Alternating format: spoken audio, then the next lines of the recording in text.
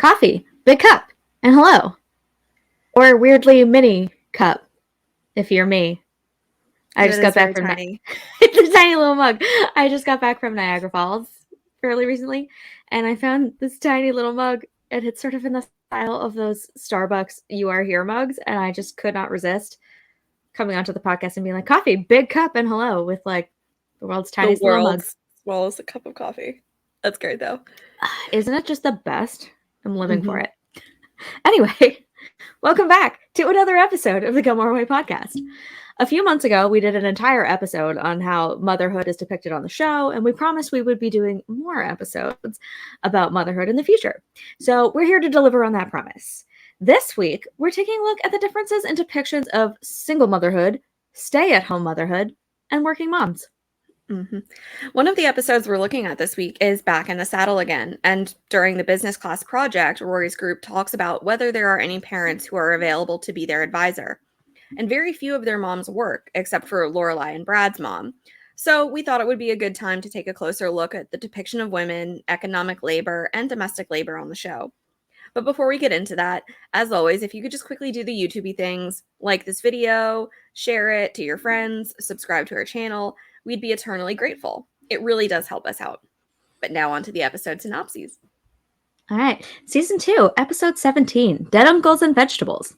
When Luke's Uncle Louie dies, Lorelai and Rory step up and pitch in to help him keep the diner going while he makes all the arrangements as requested by his father for the funeral.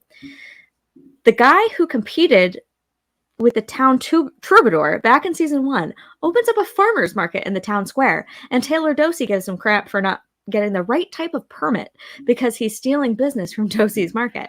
But once he sells all his veggies, he leaves and reminds Taylor that he's the one who put himself through all the trouble of trying to get him to leave. Finally, someone told Taylor what's up. About time. That's followed up by Back in the Saddle Again. And after a few months of boredom and retirement, Richard is poached to help Rory with a project for her economics class, where the group needs to design and market a consumer product.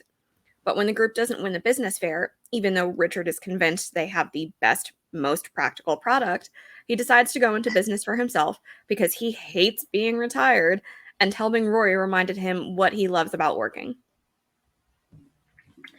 Yeah, as mentioned by you 30 seconds ago, Back in the Saddle Again is an interesting one because they're like Rory and her classmates are sitting around talking about their economics project, and they're talking about how they need an advisor for their project. And they sort of go around in a circle, and everyone just sort of talks about why their dads are unavailable to help with the project. And then people are looking at Ren, they're like, "Hey, doesn't your mom run an inn?"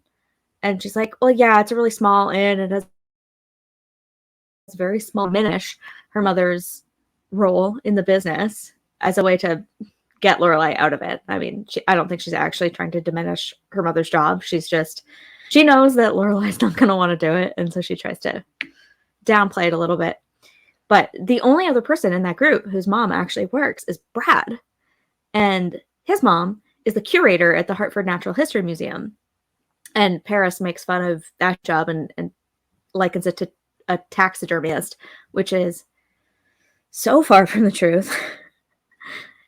Curators are not the ones doing the taxidermy. Actually, I find that funny as someone who wanted to be a librarian.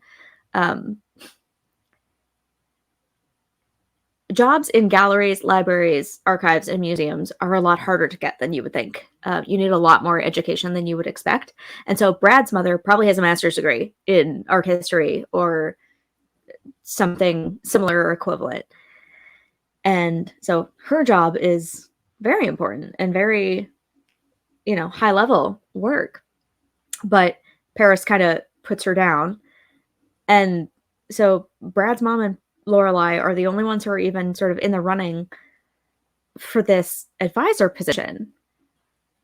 And it made me think of like, I wonder how, like let's look overall at how the show portrays working women versus stay-at-home women, whether they're moms or not moms. How does the show sort of portray that divide? Because I think it's been an interesting 20 or so years since the show started in portrayals for those particular roles for women. And I want to kind of go back and look at the show and see if it was on the right track, on the wrong track. Was it trailblazing? Was it a little regressive? But what do you think? What do you think of the portrayal of working women on the show? I know that's a very broad category, but do you have any immediate thoughts that stand out about how women in the workforce are portrayed on the show? Yeah, I think it's largely unrealistic. I don't fault the writers for what they were trying to do, and I commend them, if anything, for perpetuating this idea that women can have a spouse and children and still have a career. It doesn't need to be one or the other. But singling in on Lorelai first and foremost, and just seeing what her career path has been like, how she balanced that with raising a child, it's just largely unrealistic, I think, of the struggles that people in her position would actually be facing. And she did get lucky in a lot of regards. She had Mia to just pick her up when she was at her lowest, offer her a place for her and her baby, support her, give her the flexibility of what, in all likelihood, I would think, we never saw it, but I would have to assume that she was probably able to bring her child to work with her or have some sort of daycare or childcare situation set up within the inn. Who knows how that was even being handled, because we never saw it. But she had a very early leg up and assistance from Mia when so many single parents are not given that opportunity. And then even as Rory grows older, Lorelai is just constantly able to step away from her job in a way that I think is even more just, I don't know.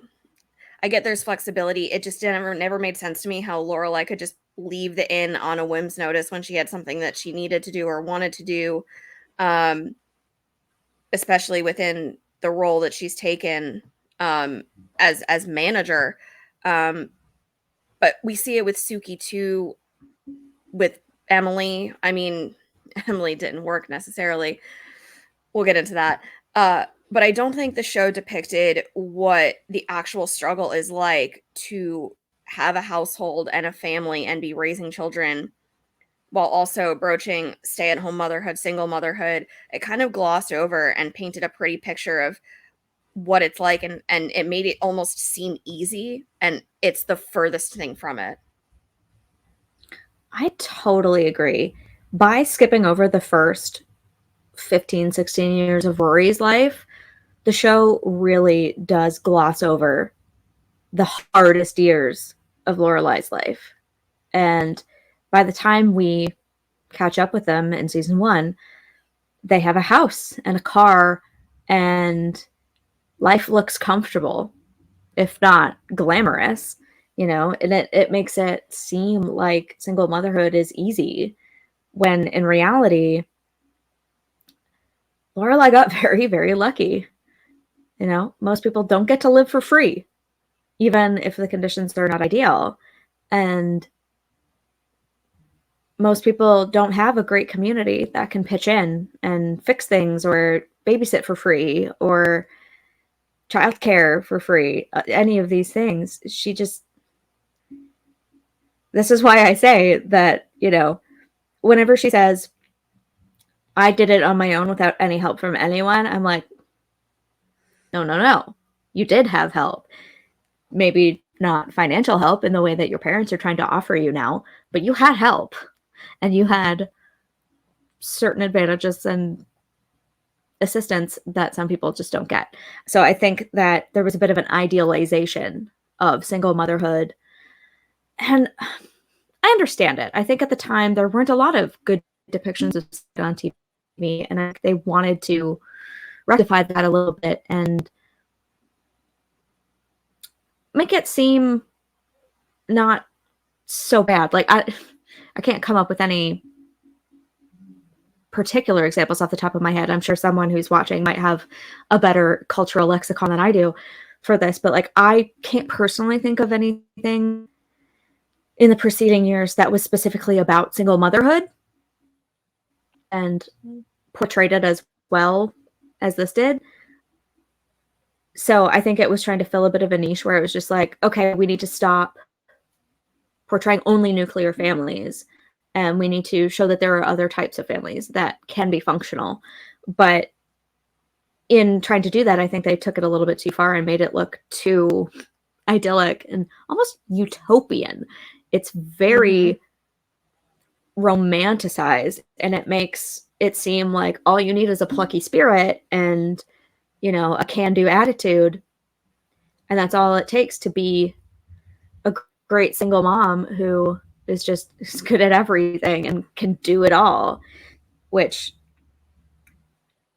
circling back to what you started out with, it's unrealistic. It's most experiences of single motherhood are not like that on TV or in real life. What do you think is, in your opinion, the greatest challenge that single mothers face in this day and age that the show likely never addressed or touched on? Ooh, that's an excellent question. And I actually have an answer for you.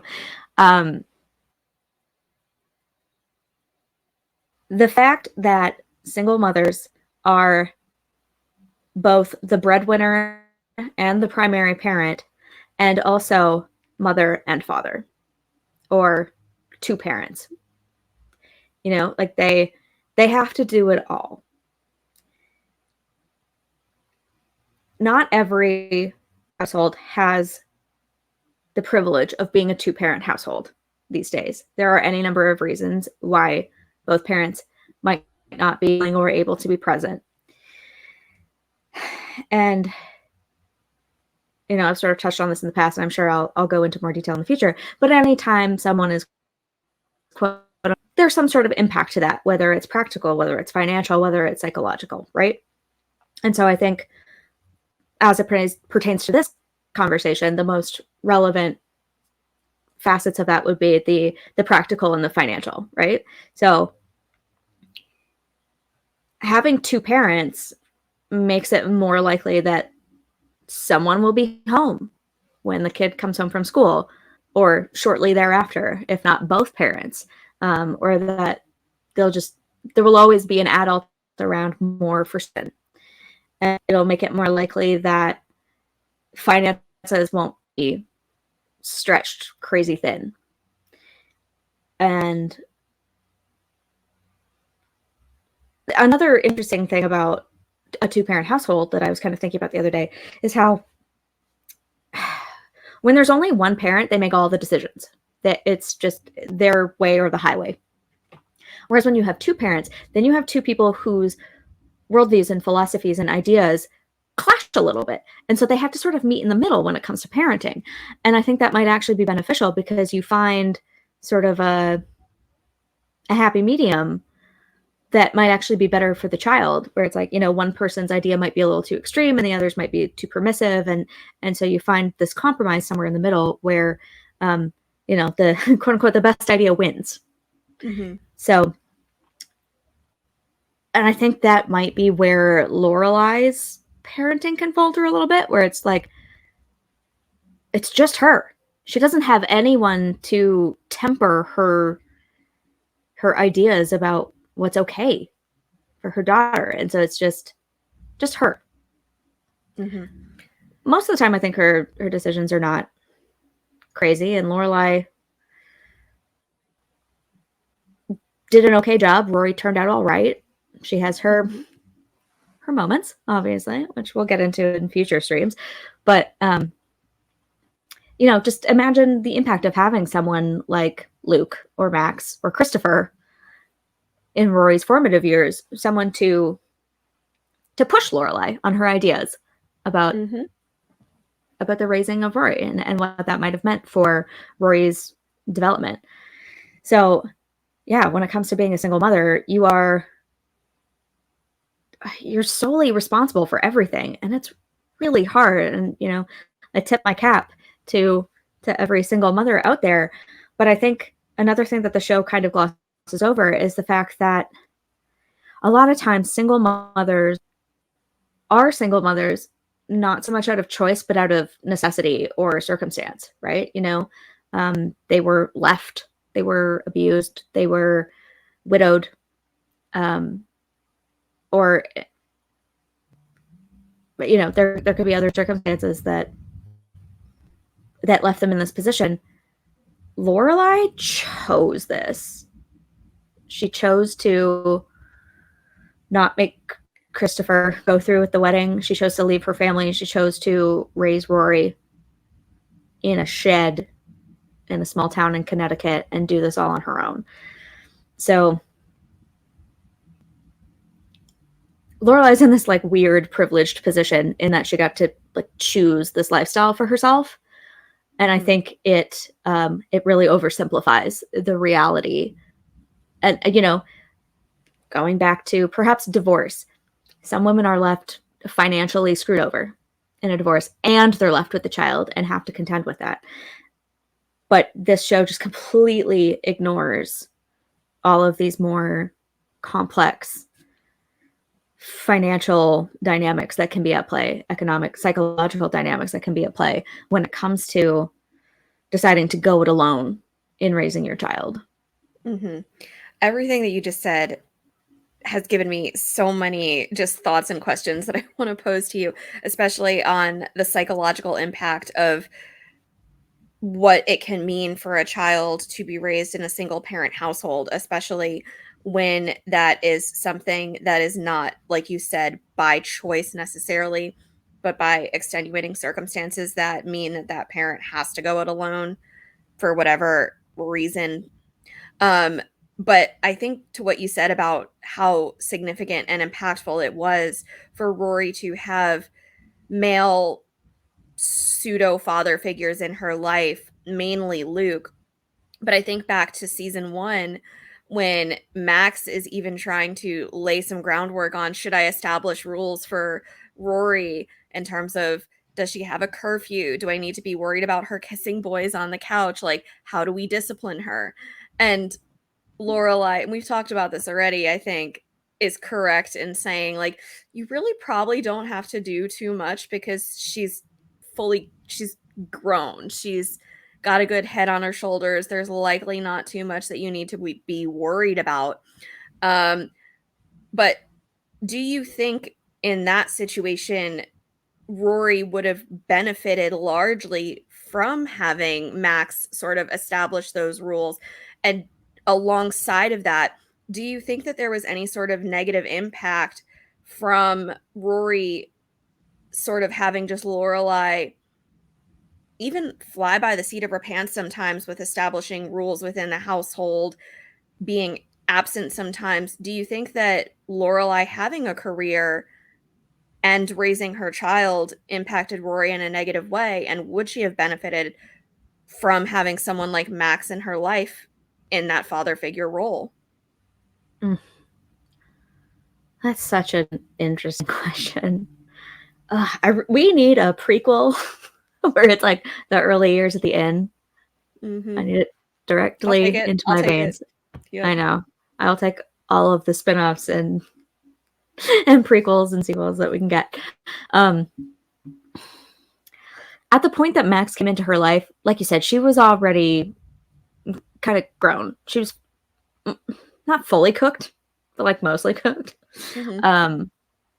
And I don't think Lorelai was unreasonable in the parameters she set for Rory. I think it was totally reasonable for her her age level and the fact that she had a boyfriend. Yeah, sure. She can stay out for a few minutes and they can kiss on the porch. That's fine. That's totally within the normal scope of things for teenagers to do.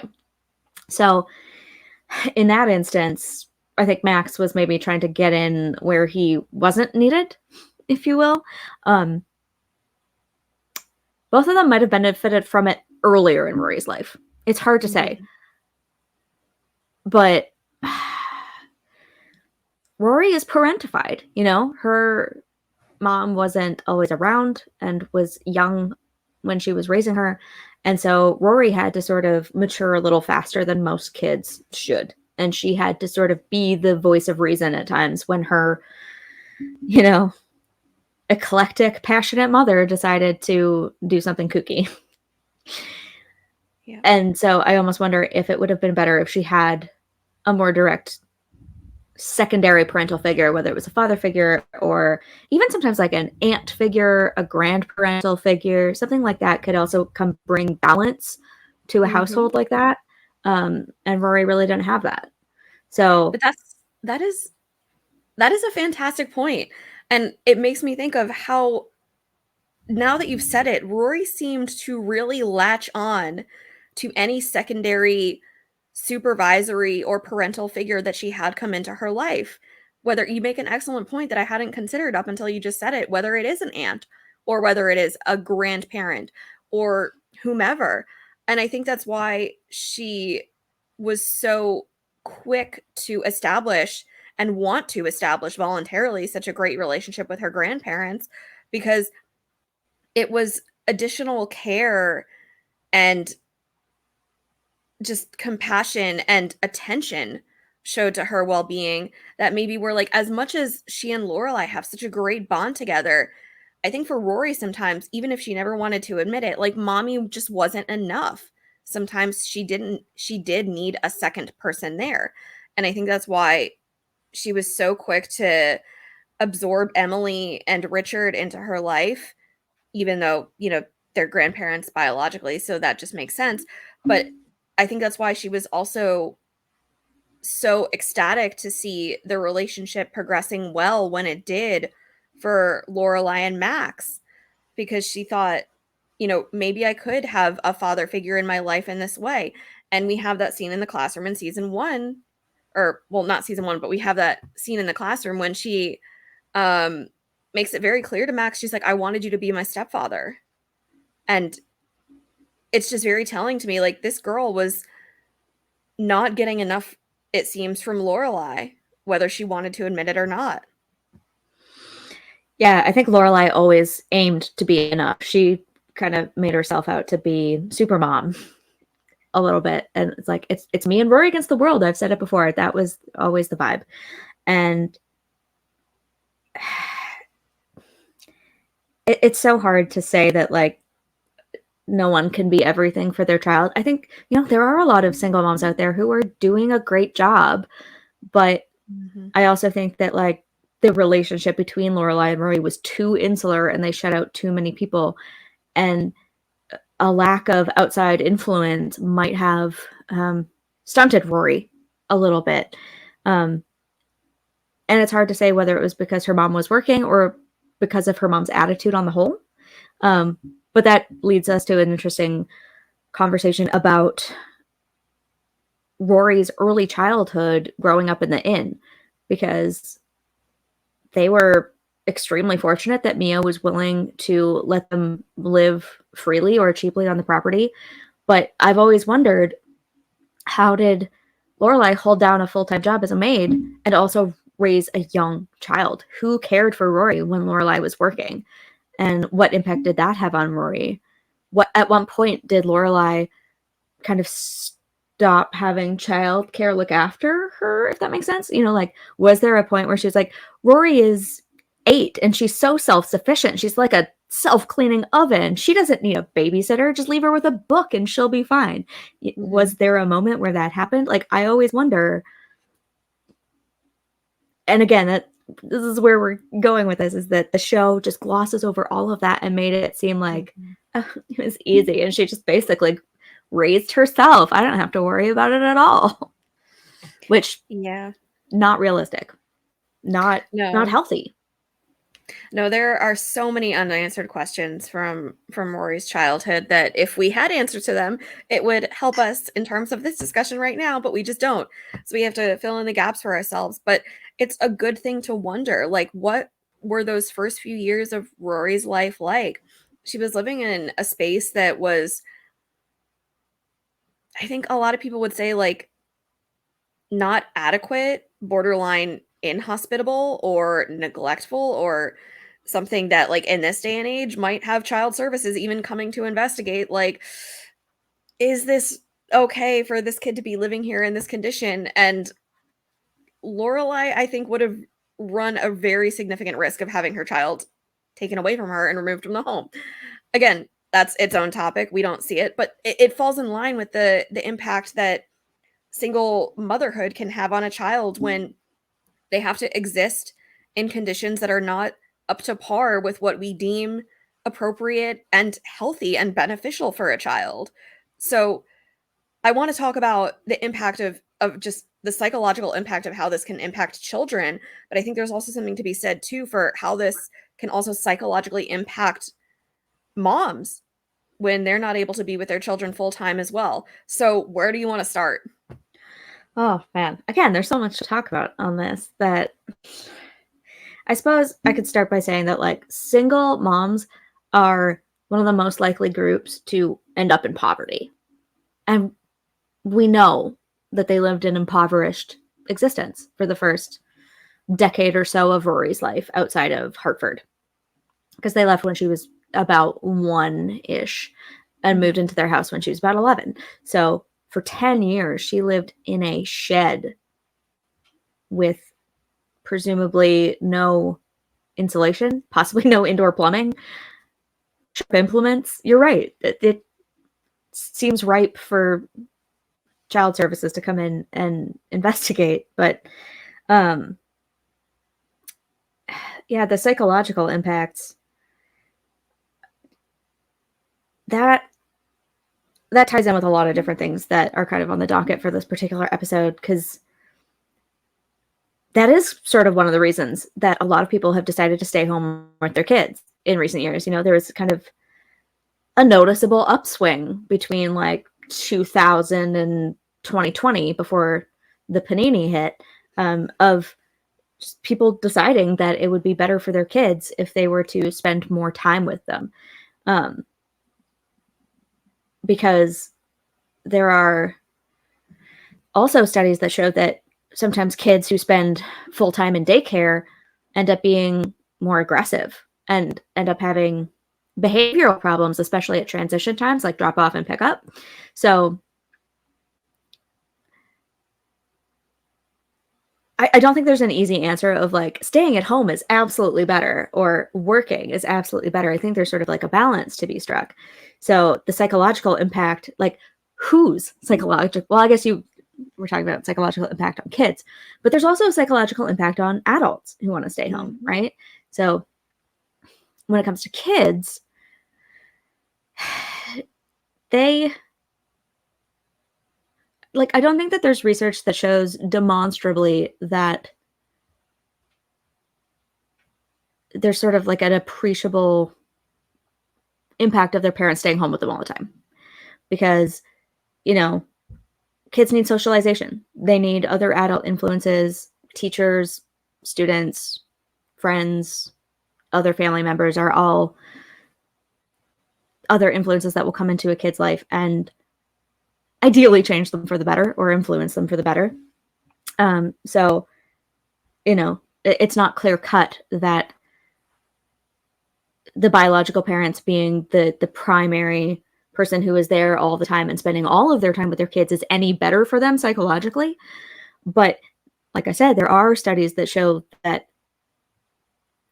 not having the parents around enough and spending full time in daycare is maybe not good for them.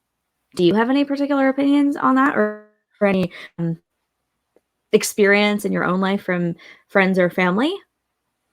Not personally, as I don't have any children of my own, and I'm not going to name drop for the sake of, just anonymity, but I do have a very close friend um, who has a child who is almost 4 at this point, who I have been very blessed and fortunate enough to help raise, and I've been a part of this child's life from the time that they were born.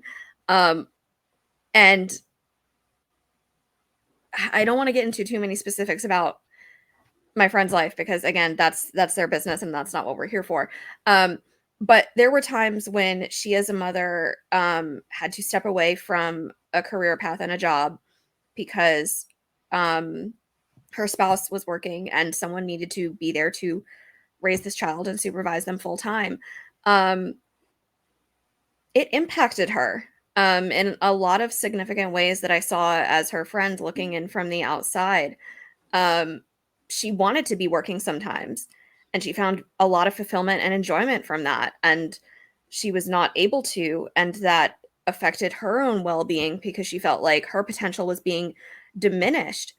And that can you can be treading on some very dangerous ground there too, because it's not your child's fault, but it can be, I think, very easy for anyone in particular in that situation to look at your kid and say, you're holding me back from what I kind of want to be doing right now. As much as I love parenting you and I had you for a reason, I'm being held back in a different way now. And that can be really discouraging and really hard for a parent to overcome when they want to be able to maybe do both things in terms of working and having a career and being a parent, but they're not able to do so for whatever reason. So it's a really difficult thing to gauge. And it's devastating too, because I feel like a lot of times we're parents in general, but maybe moms are put in a position of wanting to be able to work, but just not having the capabilities to do so because that child needs your attention.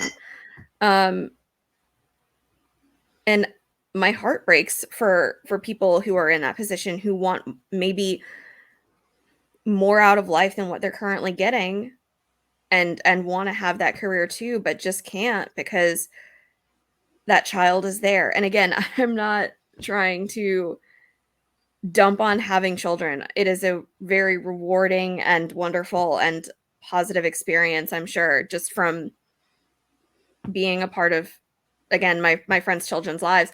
But I can see the impact that it can absolutely have on parents who are being held back from pursuing their own goals and their own ambitions when they have to be fully responsible for a small human that is not autonomous yet and fully dependent.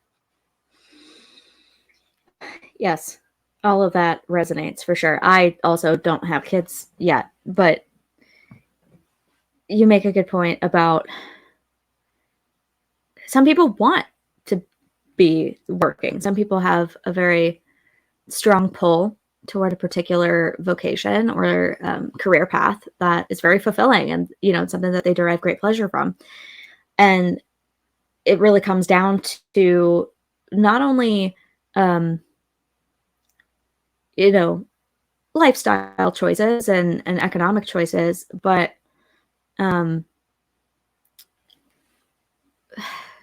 like sometimes you have to stay home. Sometimes it's not a choice, if your child has special needs is a really great example. Or I guess depending on what your job is, sometimes it's more expensive to put a child in daycare than what you would earn. And so then it just becomes like a matter of mathematics, right? Especially if you have two kids. So there's sort of like this relationship between earning potential and what childcare would cost. And there's a break-even point where it no longer makes sense for both parents to work outside the home. And so you may sort of be forced into a position where your personal dreams take a backseat to raising children. And that doesn't make parenting any less fulfilling, but it also isn't the end all be all of your personal fulfillment either. And so there's this interesting balance that needs to be struck sometimes where it's like, okay, what else can I do? Like, how can I maybe work from home or work part-time? Where can I fit in these other things that bring me this fulfillment? But some people just don't have that choice. They have too many children, or those children have medical or psychological needs that require more care. And it's just out of their control. But that sort of brings me to another question, or sort of another point that I want to bring up with show. I was thinking about this. I think it was last night I started this project. I wanted to know sort of how many female characters and how many male characters there were on the show. I did not get a chance to specifically note down how many mothers there were on the show, but I sort of made a list. I went onto IMDb and I looked at all the characters in the show. Mm-hmm. And I made a list of female-coded characters and male-coded characters. Okay, and just addressing the elephant in the room, this show is so cis-hetero. It, like, I have to describe it sometimes in those gender binaries that it was the early 2000s. We're just going to slip into that because there is no good representation on the show of anything else. So, sorry. We're aware of it. Just throwing it out there. But so, we have these female-coded, male-coded characters. And I was wondering what their professions were. And so I made a list. Yeah. So I'm gonna read for you, dear listeners, a list first of the job titles, shall we say, of the women on the show. I mean, obviously this isn't including teenagers or students where we don't actually know where they ended up. So this is just ones that like we know and we've seen in their named characters and they stand out.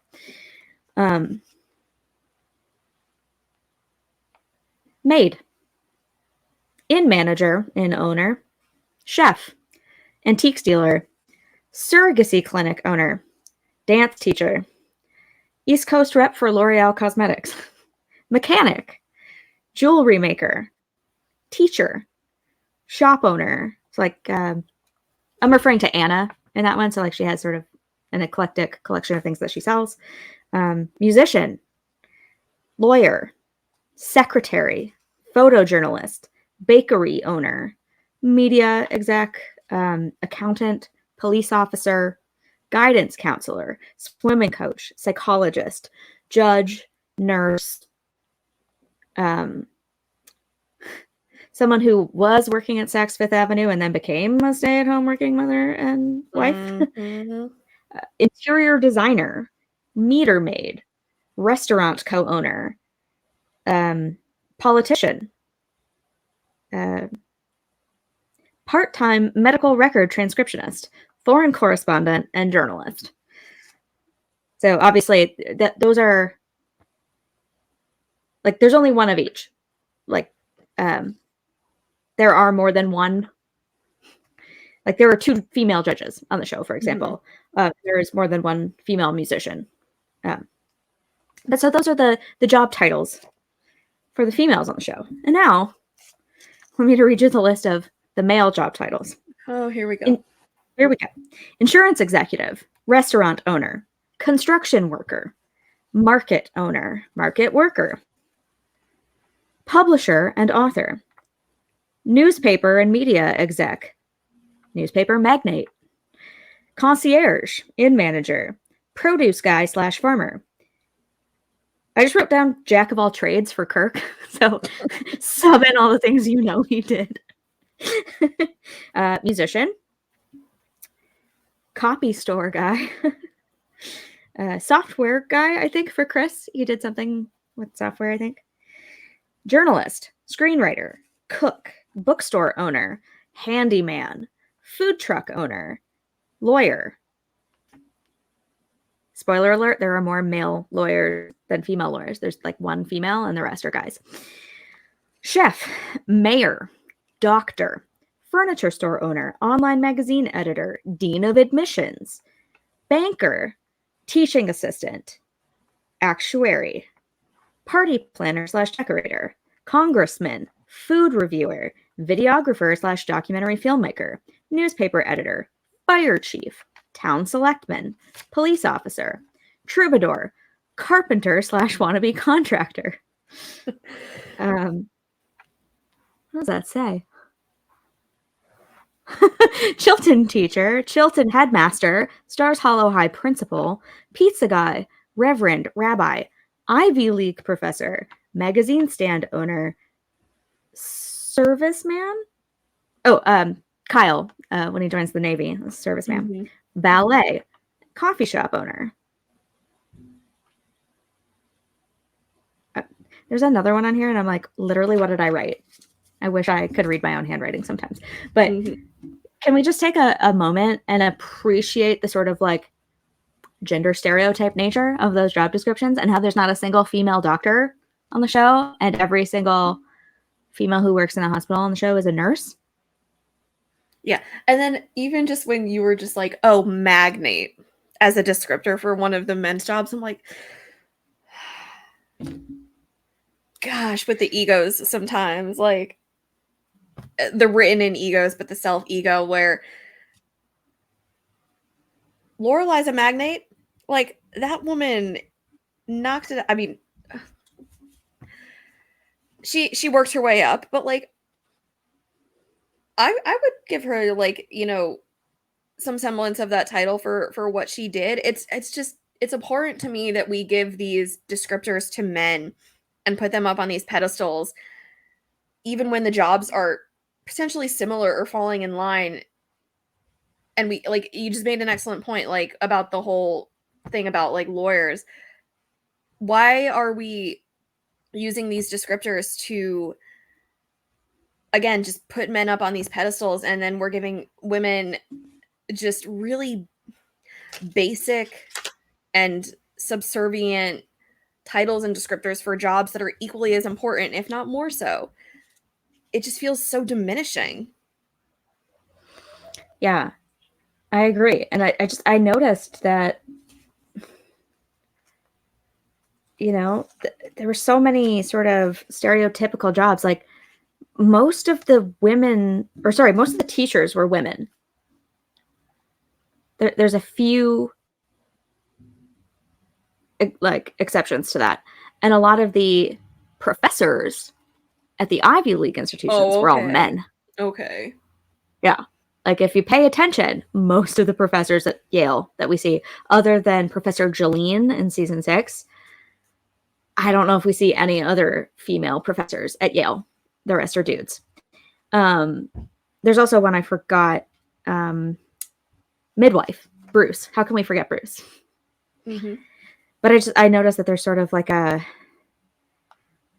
gender divide in the roles that women and men take on in the show. You know, a lot of people are like, oh, the show is so feminist and it's so progressive. And I'm like, if you think about it a little harder, you know, there's still a lot of stereotyping that's done. You know, one of the most business-minded and career-minded people on the show, Sherry, works for a cosmetics company. So very stereotypically feminine. Even though, like, thank goodness, in the last couple of years, the makeup industry has really expanded to be for all, which is good. I think that's excellent. It's really just cake you put on your face. So why is that a girl thing? I don't know. But and you know, even Lorelai, who's an entrepreneur, works in hospitality. Also kind of almost stereotypically feminine. I mean, I guess we have some male employees when it comes to, you know, Tobin is the night manager and Michelle is the concierge, and there are valets and bellhops, servers, all those kinds of people are also involved in hospitality. But I don't know, it feels like most of the teachers are women and most of the lawyers are men and the doctors are men, other than Paris. Paris just breaks all the molds. And this is why we love her. That's Paris for you, though. Indeed. I would expect nothing less. But and again, I'm also going to note that obviously my list of jobs that are given to women on the show excludes, other than Aubrey, stay-at-home wives and mothers. There are several. There are numerous substantial examples. Emily, obviously, being at the forefront. And there is not a single stay-at-home father. I mean, Chris definitely had to fill that role with Gigi for quite some time. He wasn't stay at home though. He was still working and he paid the nanny. Oh, yeah, you're true. That's true. That's true Oh, too. that's another job I forgot. There are no male nannies on the show. Mm. There's even Nanny, who has no name beyond the fact that she was Nanny. Nanny. Yeah. I have a lot of thoughts and questions I could pose to you about that as well. There's so much here. And I feel like a lot of this can and will potentially come up again when we do our episode on gender dynamics. So I want to save a lot of those questions that I have for you for that too. But I want to transition us to talking about somebody on the show who we haven't talked about yet, because I just want to pick your brain on this person and how we see her approach motherhood on the show and how it affected her. Sookie. How do you think she did? How do you think she did in terms of motherhood and balancing a career as head chef at the inn, raising multiple children by the end of the series, having a very supportive and wonderful spouse who was there to assist her? But do you think she did well in the motherhood role and as someone who was balancing that working mom position of still maintaining a full-time career and wanting to and trying her best to be a good mom to the children that she had? Did she succeed? Did she fail? What are some instances of both? And how would you say she did, and how would you rate her? I love Sookie and Jackson so much. I think they are one of the best couples on the show, one of the best families on the show. We don't get a ton of them parenting, though. We don't get any real sense from her that she struggles to balance motherhood and work, except in a few very notable instances. I actually think the show focuses more on her journeys with pregnancy rather than her journeys with parenthood. Obviously at The Hobbit, the Sofa, and Digger Styles, she has that whole like, I can't do this, I get annoyed by kids kind of rant, which is really funny and relatable. So we get that. Mm-hmm. And then Lorelai calms her down and tells her she's going to be great. And then we have the fight that they have in Sinking Lorelai's when Sookie sort of drops the ball on the meeting she's supposed to take at the end to receive the sink. And it had to be sent back to Canada where its mother lives. Am I the sink's mother? No. And then we get the pregnancy announcement in season 5. She has the baby at the end of season 5. And then by season 7, we have the Jacksons non-existent vasectomy storyline. We'll get to that one in a few. Yeah. And so I think they really focus more on Sookie as a chef than Sookie as a mom. And the only other moment I can think of where sort of like a big parenting decision is made is when they decide to baptize the kids. Other than that, it's just sort of like Sookie's mom and Jackson exists, and they must have a babysitter or family members who come in or something to help them balance their jobs and the kids. But they never address it specifically. Eventually, Sookie kind of takes a step back from the inn and moves to a farm with Jackson and the kids and seems to be living it up when it comes to with the vegetables. Yeah. She's working with someone who I can't remember their name right now. And working on vegetable hybrids or something.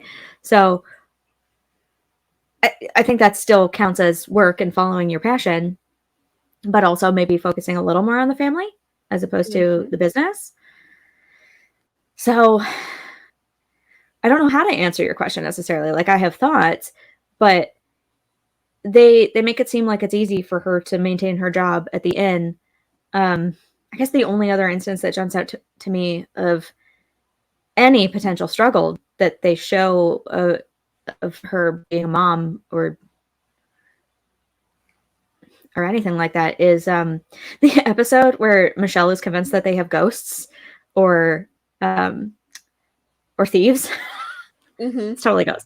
But in reality, it's Sookie who's sitting in one of the rooms kind of after she's done her shift and watching Dark Shadows.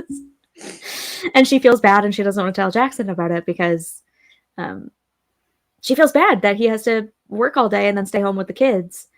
And all she really wants is kind of a night to herself. And so she kind of has to lie to him and say, oh, I'm working late tonight so that she can sit around and watch TV. Mm-hmm. Not that she doesn't deserve a break. And Jackson would certainly be on board with that, I'm sure. But it's the fact that she doesn't tell him. But those are the only instances I can really think of where she has to really balance parenting and work. And at the time she was also pregnant. And that's, a very taxing thing on the body. So she deserves rest and enjoyment. But I wish we'd seen more of her parenting. It's just it takes a backseat to all of the boy drama in Lorelai and Rory's lives. What do you think? Do you have any other things to add that I haven't even come up with? I just will jump off of what you said. I love that scene with Sookie being the ghost in the room and Lorelai catching her, and them having that moment of Lorelai questioning her friend, saying well, why don't you tell Jackson about this? Why don't you communicate it? And I think her response is so telling in terms of just what she could and would be feeling. But I feel like it's something that a lot of moms would be feeling, where she says, I could tell Jackson, and if I communicated to him that I just need to have a night to myself sometimes, to be free of any childcare responsibilities, and to just be able to sit on the couch and watch TV and have a night for me. And she says, and Lorelai says, well, don't you think Jackson would understand that? And she's like, yeah, I'm sure he would, because he's a wonderful partner. But I would just be sitting on the couch the whole time feeling immensely guilty over taking this time for myself, because he works too. And he's a full-time, he works full-time in his profession, and now he needs to come home and parent. And I would just be sitting there feeling guilty. And I feel like that was such a wonderful but truthful response that is so telling with a lot of how mothers feel, where they come home and if they have been working full-time, they're exhausted already at the end of the day. But now you need to make dinner, give your kid a bath, change diapers, depending on, again, the age, get them ready for bed, actually put them to bed and make sure they fall asleep, which can be a chore in and of itself. And I can absolutely see how so many moms would just be feeling guilty to have to ask their partner for help and make it about them, because they're just no, this is what I should be doing. And yes, parenting is multifaceted, where, you need to be present in your child's life, but it's not wrong to just say, for any parent to just say, I just need a night for me. So tonight you need to take this on, and I need to self-care and have time for myself. And so I love that scene that we got, because it just felt so truthful and grounded in reality, with the struggle that I think a lot of moms do face with the guilt of having to ask and confront the need for time for themselves. Yeah, and I think it points to some other larger issues when it comes to motherhood, and that's kind of the pressure we put on ourselves, and that maybe we perceive others put on us as well, to be the perfect mom and to always be there for our kids and to not need anything for ourselves. Lorelai is kind of portrayed as super mom, and I can't believe I forgot to mention this when we did our geeking out episode a few weeks ago when we did our live stream. I had a note about how Christopher basically calls Lorelai Wonder Woman, and equating Lorelai to a superhero with literal powers, like an Amazonian, super strong, I don't know, it's been a few years since I've seen Wonder Woman, but and I've only seen the Gal Gadot one. It's fine. The first one was good, the second one not so much. But literally equating her to a superhero, I think, and he's not the only one who does it. I think a lot of people sort of put that onto moms, and modern mothers are sort of portrayed as frustrated superheroes, basically.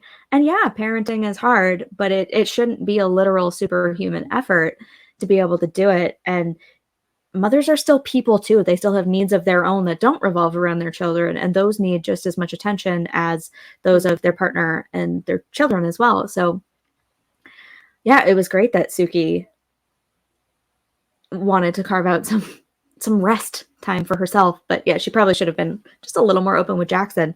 But that also leads me to another point, which is sort of like the normalization of the toddler husband.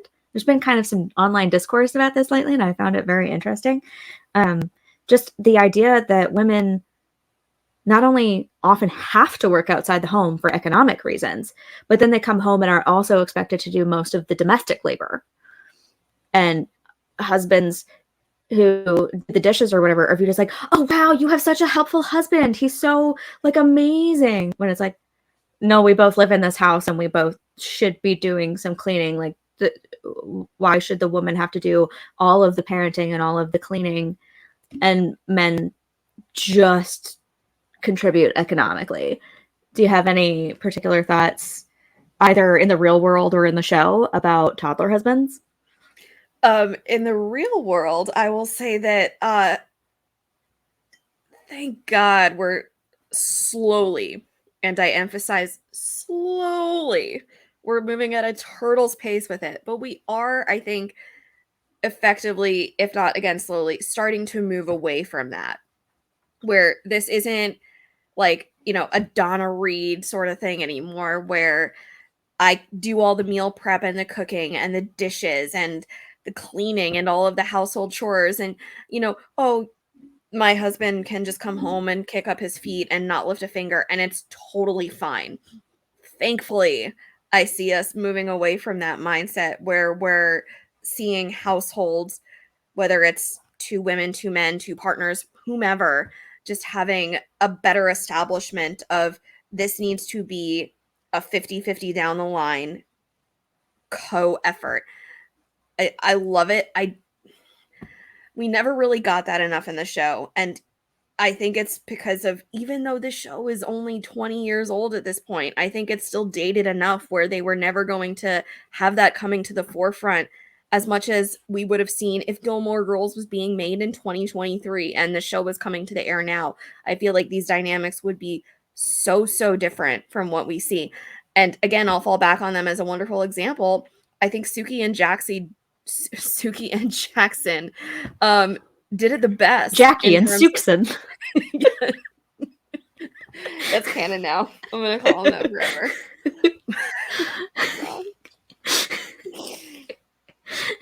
It's an alternate universe. This is like Earth 616. Why did you do that to me? But you get what I'm saying. Yes. Like, I think they did it best, but I wish I would have seen more of it in the show. And I feel like if this was coming to air now, we would have. But I mean, look at Emily and Richard. They fell hardcore into the other end of the spectrum with those, antiquated 1950s, even before then, gender roles. And Emily was seemingly very willing to take on, I can't talk anymore, willing to take on those roles and do that. And she found fulfillment in it, which is not nothing, I will say. If she found genuine joy and happiness with doing some of those things in terms of event planning, socialization, fine. I think that's wonderful. But it was still just too one-sided. And then there's the whole concept of them bringing in hired help for everything, which is its own separate issue. But the show didn't really have those relationships and those marriages that we see where there was that very healthy 50-50 split of responsibilities and household and domestic chores and responsibilities being split down the line. I wish we would have gotten more of it. But I think it's just also, even though, again, the show is only 20 years old, I think it just speaks to how different things were even still seen in the 2000s. I agree with all of that. And it brings me to another question that I have, or another topic that I want to touch on. You mentioned Donna Reed, and that obviously warrants some discussion for Dean and Lindsay. Domestic labor is absolutely important and valuable, and it allows for the partner outside of the home to to do the economic labor and to bring home the financial side of things. But when it comes to Dean and Lindsay, it was very uneven in terms of he was doing a lot of economic labor and she was doing very little domestic labor and no economic labor. And it's valuable for her to learn those skills because she's going to need them moving forward. She's only 18. She has a lot to learn. But she seemingly, well, at least in the show that we know of, doesn't pursue any education. She doesn't have any work experience. And eventually she gets divorced. And I'm left to wonder what happens to her after that. Is she able to get a job? Does she go to school? Does she start to provide for herself? Does she learn anything about the economics of a household and learn anything about being solely dependent on someone else for your economic well-being? Does she have anything in her name? Does she have any credit? Does she come out with any savings? I think it's a really interesting question that people need to look at when they decide to stay at home. You know, what is yours and what is your partner's and what is both of yours? And what is the lifetime earning loss that you might be signing yourself up for if you decide to never work? So it's not just a temporary thing, but like you lose earning power in the future when you decide to step out of the labor market, even temporarily. And so these are very big questions that you need to consider on a longer time scale than you think. Like, you know, a lot of people are like, oh, I'm having a kid, maybe I'll take mat leave. And then mat leave turns into becoming a stay-at-home mom. And then that turns into having more kids and not being able to re-enter the work market for a long time or longer than you anticipated. And, you know, there's an opportunity cost to that. You may have many wonderful years with your kids, but eventually your kids will grow up and move out of the house. And suddenly your role as a mother or a parent in general will be diminished. And you have to have something else in your life to sort of come in and fill that gap, because you're still a person who has, you know, needs and interests that need to be explored. So I think Dean and Lindsay are just like such an interesting thing to think about because, or such an interesting example rather, because they're almost anachronistic for the early 2000s. Mm-hmm. Yeah, I think that also just go on. I was just gonna say it's kind of weird to see women staying home like that, especially without kids, to have that level of economic privilege. Sort of, even then they don't, because he has to work 3 jobs to maintain that. But he's not the only man on the show who supports a doting wife. Mm-hmm. Any other examples coming to mind that just jump off the page for you as, oh no? Well, in terms of, you know, men being the sole breadwinners and supporting doting wives, obviously we have Richard and Emily, and almost certainly Floyd and Carol, Strobe and Francine, and pretty much everyone at Chilton. It seems like, just sort of going back to where I started with this, with the Back in the Saddle episode, if you think about it, the fact that all of these kids seem to have only one working parent and they still go to fancy prep school just goes to demonstrate the level of financial privilege we're talking about here, and the fact that it's all male dominant households. Yeah. I mean, you're not wrong in anything that you just said. I agree with all of it. I will say that in Dean and Lindsay's case, and we've touched on it a little bit already, like they were just way too young to be married. They were so naive.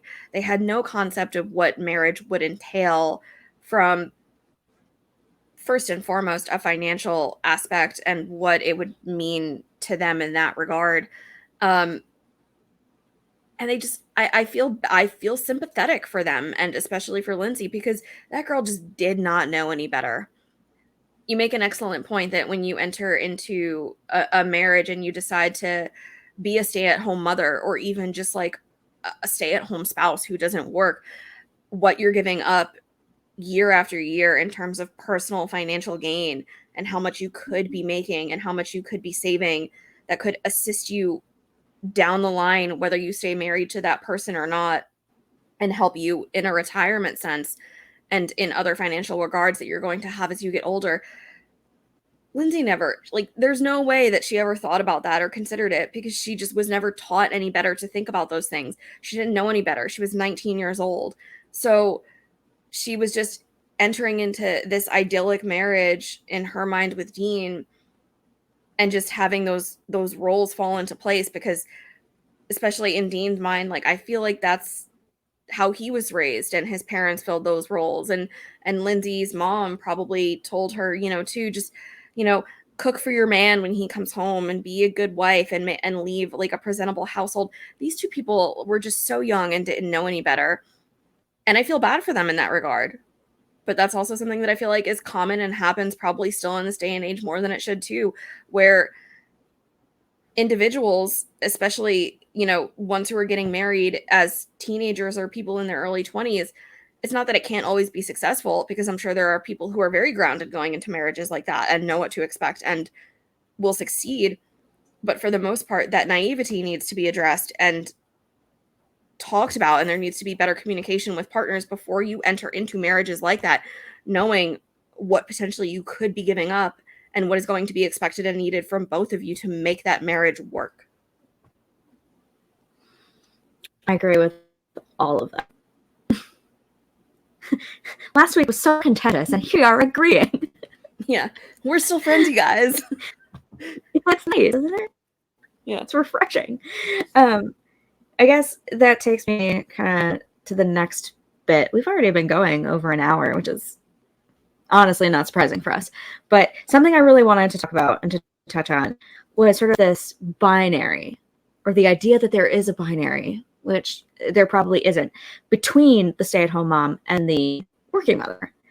And I sort of touched on this last week at the very end when I was teasing this episode. There's a show that I recently watched called Fleischman is in Trouble. In Canada, it's on Disney Plus. I don't know where it is anywhere else. I'm assuming Hulu or Disney elsewhere. Yeah. But it's only 8 episodes. It's like one season. It's based off a book. And it's this really interesting show that sort of starts out where it's going to be about a guy who's freshly divorced and back on the dating scene, and, is just going to follow him and his exploits on dating apps. But it suddenly turns into this much darker, deeper exploration of marriage and divorce and co-parenting and mental health when it comes to parenting. And it uses some really interesting narrative devices like nonlinear storytelling and flashbacks, perspective shifts, narration, all kinds of stuff to sort of, like, first you're very much in Toby's world and in Toby's camp. He's played by Jesse Eisenberg. And then somewhere around, I think it's episode 7, you finally get some perspective from his ex-wife, who's played by Claire Danes. And you start to realize that the story you've been told all along isn't the whole story. And it's really interesting. And the whole narrated by Lizzie Kaplan's character, who is the stay-at-home mom. She used to write for a man's magazine, and she quit when she realized that she was really never going to be able to get anywhere at a men's magazine. She's a woman, and her husband is a lawyer, so he's sort of able to financially provide for them, but she starts to feel like she's losing something of herself, and she's very apathetic and just like unhappy. And so she sort of clings to Toby as sort of just vicariously through him as someone who's suddenly freshly back in the dating pool, and his life is interesting and open again for the first time in years after being married for 10, 11 years, something like that. But so obviously we have why am I blanking on her name in the show? I don't know, Lizzie Kaplan's character and Claire Danes' character. So like one's a stay-at-home mom, and Claire Danes' character is a very high-powered theater executive.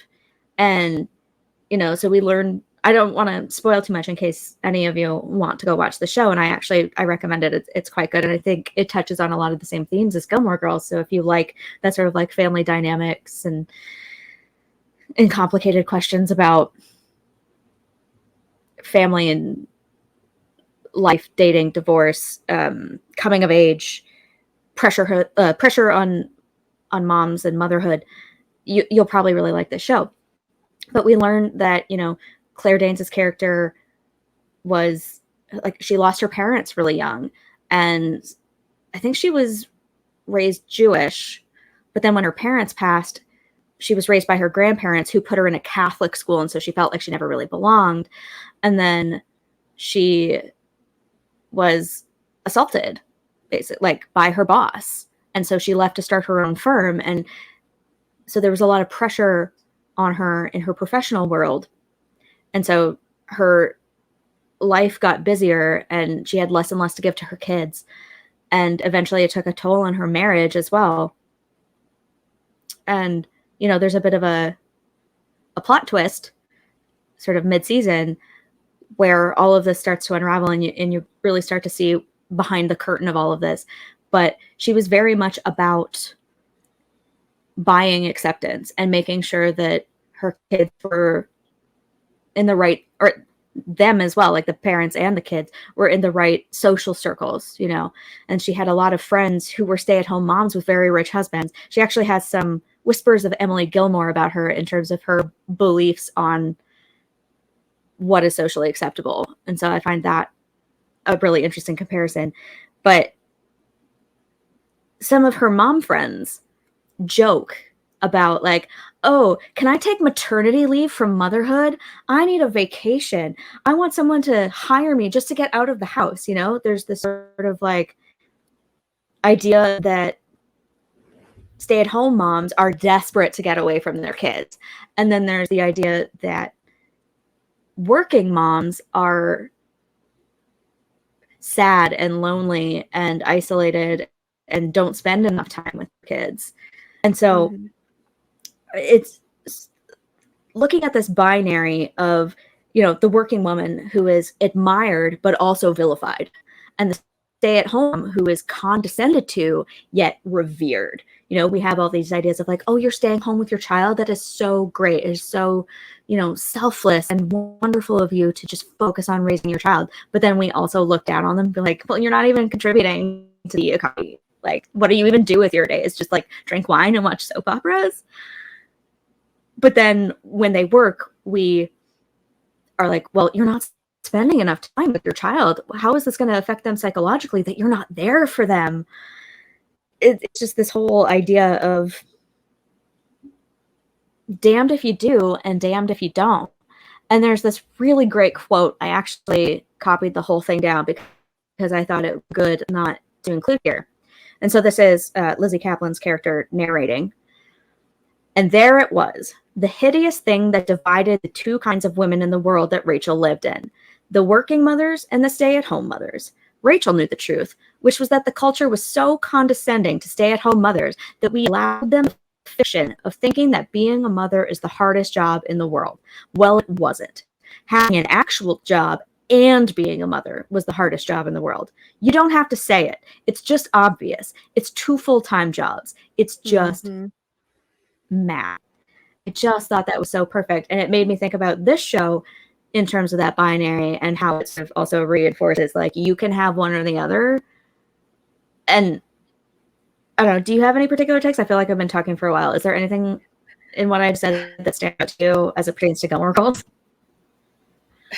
Not necessarily so much as it pertains to Gilmore Girls, but everything that you just said leads me to maybe one of the final questions that I want to pose to you for the sake of this episode. Do moms, and I have an opinion and I have an answer to this. I want to hear yours first and see if it falls in line with what I think. Do moms vilify and judge other moms even more so and more harshly and necessarily than even society does? Are we too judgmental as mothers potentially towards other people who are parenting as well. And if so, how can we course correct? But also, do you personally have an opinion on whether stay-at-home motherhood or a career path is more beneficial, or should mothers strive to have both at the same time? That's a two-parter. Both excellent questions. Overall, I would say, yeah, I think we are too judgmental of each other. I think that social media and the fact that we put basically our entire lives online now has really opened the floodgates of putting it like all of our daily stuff out there for people to look at and judge. There's even, been a sort of move toward the professionalization of parenthood in the form of mommy vlogging or parenting vlogs. And so like those people are expressly putting it out there for the consumption of others. And it can be very helpful. I watch some of that stuff sometimes as like a window into a world that I don't live in. It's very enlightening, frankly. But I'm sure that those people get a lot of criticism and hate that's probably not warranted. I mean, you hear about mommy wars, but it's almost exclusively, I think, not entirely, but like almost exclusively a phenomenon that happens online. I think a lot of the times when you're in the real world and you're talking to other real parents, there's more of a sympathy that you get from people sort of in your social circle and in real life. And so I think sometimes it might be good to just remember that like there will always be people out there on the internet with opinions, and you don't need to consider all of them. If it works for you and family, it's ultimately up to you how you raise your kids. But also like don't let yourself get too insular in that, because you can end up in an echo chamber of dangerous misinformation. Anti-vax movement, I'm looking at you. So overall, yeah, I think we should stop like being quite so judgmental, because there are a lot of ways to be a good parent. And it leads me into the second part of your question, which is like, which one is better? I don't think one is better. I think it really comes down to your circumstances and your kids and your personal feelings on the matter. There are some people who are just so drawn to the idea of being a steward for a child or children, and it's just like one of their highest callings in life. And that's great. Like if you want the preponderance of your time to be with your children or with children in general, raising them to be the next generation, wonderful. We need people like that. But if you're not exclusively fulfilled by parenting, that's also not a bad thing. It just means like you can be a parent and you can also be other things. Humans are complex and we have a lot of different interests and needs. And I think sometimes we put too much pressure on ourselves to be like perfect at all things. And I don't think it's about perfection. I think it's about balance. And so I think you can be a stay-at-home parent for a time and then go back to work. You don't have to be exclusively one or the other. I think the black and white thinking of all of this is probably part of where we've gone wrong over the years. And there are ways to find that middle ground. I'm always about the middle ground, basically. Very centrist on a lot of things. So I think it comes down to, who wants to stay home with the child? It doesn't have to be the mother. It could be the father. Or you could have a hybrid work situation where you work part-time, you work from home sometimes, and you're not constantly with your kids because they need some separation from you, but you're also not so wrapped up in the identity that your career provides that an issue in either your parenting or your career could be sort of like a downfall for you mentally. Because investing too much of your identity in either camp is probably bad. So again, especially as it pertains to the stay-at-home motherhood, eventually your kids are going to grow up and they're going to move out and they're going to have their own lives. And you need to think about what life is going to be like after that. And if you've spent all of these years just investing in your husband's career, you're going to end up like Emily, where, you know, when your husband is recovering from a heart attack, you're going to be left holding the basket. You know, you're going to have to deal with finances and you're going to have to make decisions. And if you've allowed someone else to control your life economically like that for so long, you're going to be a little bit adrift. You're not going to know what you're doing. You need to take responsibility for that, whether you're working or not. You need to be a part of making the economic decisions in the household, because your domestic labor is just as economically important to the overall financial health of the household as, you know, the primary breadwinner partner.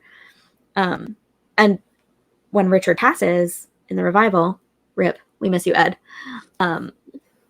Emily really has to find a new identity for herself. Mm-hmm. And so I think it speaks to that same point of, you know, her entire identity was wrapped up in being his wife and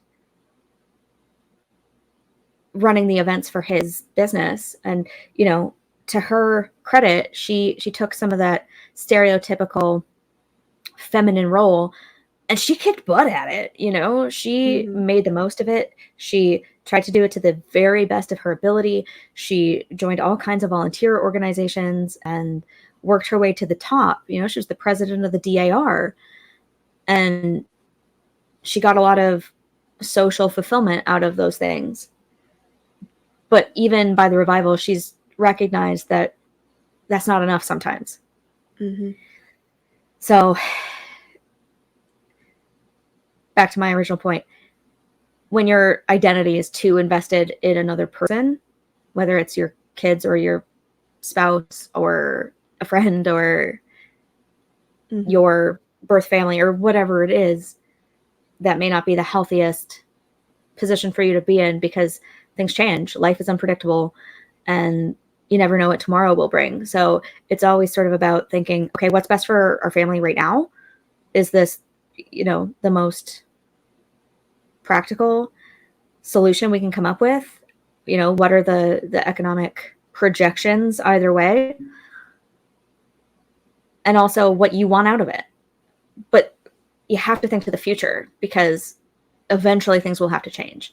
And you just have to be agile enough to make that pivot without losing all sense of self. I have no idea if that was even a coherent answer, but it was a wonderful one. I agree with all of the points that you just made. And I'll just encapsulate it by saying that if you're a single parent, just echoing what you said, you always need to be present and mindful of what is best for your child and giving them every opportunity and every advantage that you can in terms of just well-being, not handing them a silver spoon, but making sure that emotionally, mentally, physically, that they are as healthy and well-equipped in life as they can be. But you also never need to dismiss your own well-being when you're parenting as well. So that's how I would end this off, by just saying, be mindful of what's best for your child, but also always be mindful of what is best for you as you're parenting as well. Yeah. And as per usual, I have a lot more notes on this particular topic. We have so many thoughts. That's a constant. So hopefully we'll be able to work some of these other things into other episodes in the future, but we've already been going long enough. Mm-hmm. So we're just going to wind this down and, just tell us what you think too. Do you have any particular experiences on either side of this question that can contribute to this conversation? Because we want to hear it. Yeah, maybe you've been in a similar situation that parallels one of our characters, but even if you haven't, just tell us what you think as well. We're open and we want to hear all of the opinions that you may have, and just encourage healthy discussions like this. In the meantime, what's on the docket for next week? Next week, we're going to do the first in what will end up being a bit of a series. It's Fight Club, y'all. I just broke the first rule and the second rule, but it's Fight Club. So we're going to look at all of the major fights in the first 2 seasons. And then I think we've got one slated for seasons 4 and 6 And then we're going to do one sort of during or after we talk about the revival that will also cover season 7. So, we're going to be looking at the time that Luke and Lorelai fight about Jess and whether Luke is ready to be a bit of a parent. And we're going to look at Lorelai's blow up at Luke after Jess crashes the car, and maybe some stuff from Emily and Lorelai in season 1 where they're really fighting about everybody's roles and all the money and everything. So maybe some Paris, maybe some Dean. There are a few moments in there where things get contentious and shouty, and so we're going to sort of look at all of these verbal sparring matches and break down the dynamics at play and sort of like talk about who's right and who's wrong, if anyone, and just have some fun with the conflict from seasons 1 and 2. Yep, it's going to be fun. It's going to be spicy. We're not going to be fighting each other, but we'll be talking about the external and the extraneous fights that we see. So it should still be just a lively topic in general. Come back for that. And in the meantime, go back and watch some of our old videos. We've had a lot of good things to say about Gigi already. We'll have a lot more to say in the future. And just do all of the YouTube things for us. Please like this video, subscribe to our channel, follow us on social media. Our accounts are in the description below. And I'm going to plug this again because it's just going to get closer and closer as the weeks go by. FanFest. It'll be here before we know it. We will be there in the fall in Maine. If you're coming, we'd love to meet you. We hope to engage with more Gigi fans. So buy a ticket if you haven't already, because we're just over the moon for that weekend to be here already. And we know it's going to be a great time. Yeah. And the more people who buy tickets, the more stars from the show they can bring.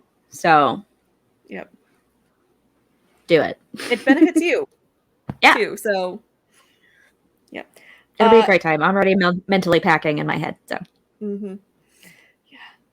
But in the meantime, that's going to wrap us up for this week. Have a good weekend. Thanks as always for your support. And we will see you next Friday night for dinner.